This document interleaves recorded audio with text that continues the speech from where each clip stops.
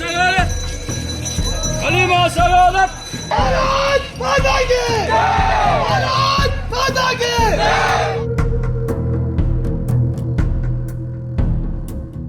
இறந்து போன இஸ்லாமிய பெண் ஒருவரின் உடலை சுமந்து சென்றபோது ஒரு தரப்பினர் எதிர்ப்பு தெரிவித்து பாரத் மாதா கி ஜெய் என கோஷமிட்டதால் சலசலப்பு ஏற்பட்டது. என்ன நடந்தது பார்க்கலாம் இந்த காணொலியில்.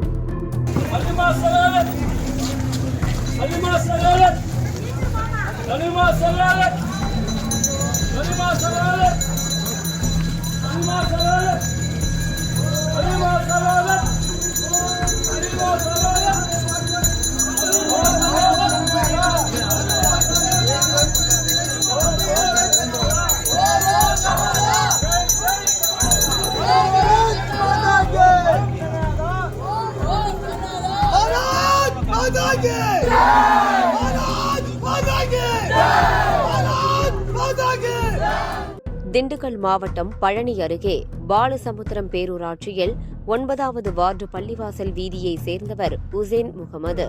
இவருடைய மனைவி குல்ஜாரா பேகம். இவர் உடல்நிலை சரியில்லாததால் நேற்று காலமானார். இவரின் உடலை அடக்கம் செய்ய வேண்டுமானால் அருகில் உள்ள கோட்டை காளியம்மன் தெரு பகுதிக்குதான் செல்ல வேண்டும்.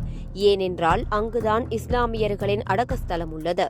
இஸ்லாமியர்கள் யாராவது இறந்து போனால் கோட்டை காளியம்மன் கோவில் வழியாக உடலை எடுத்து செல்வதுதான் அவர்களின் வழக்கம். திருவிழா போன்ற காலங்களில் மாற்றுப்பாதையில் சென்று உடலை அடக்கம் செய்து வருவார்கள். இந்நிலையில் கோட்டை காளியம்மன் கோவில் முன்புறம் விநாயகர் சிலை வைத்துள்ளதால் கோவில் வழியாக உடலை கொண்டு செல்லக்கூடாது என அப்பகுதியை சேர்ந்த சிலர் எதிர்ப்பு தெரிவித்தனர்.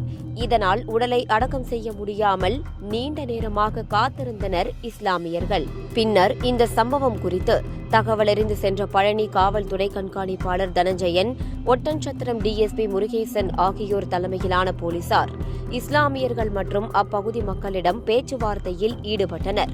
பேச்சுவார்த்தைக்கு பிறகு 30க்கும் மேற்பட்ட போலீசார் குவிக்கப்பட்டனர். பின்னர் இறந்துபோன மூதாட்டியின் உடலை அடக்கு ஸ்தலத்திற்கு கொண்டு சென்றனர். அப்போது இஸ்லாமியர்களின் மரபுப்படி துவா சொல்லிக்கொண்டே உடலை சுமந்து சென்றனர். மூதாட்டியின் உடல் கோவிலை கடந்து சென்றபோது விநாயகர் சிலை வைத்திருந்த அப்பகுதியினர் திடீரென விநாயகருக்கு தீபாராதனை காட்டியும் ஓம் காளி பாரத் மாதா கி ஜெய் என்று கோஷங்களை எழுப்பியதால் அங்கு சிறிது நேரம் பதற்றமான சூழல் உருவானது. பின்னர் போலீசாரின் பாதுகாப்புடன் இஸ்லாமிய மூதாட்டியின் உடல் நல்லடக்கம் செய்யப்பட்டது. கலிமா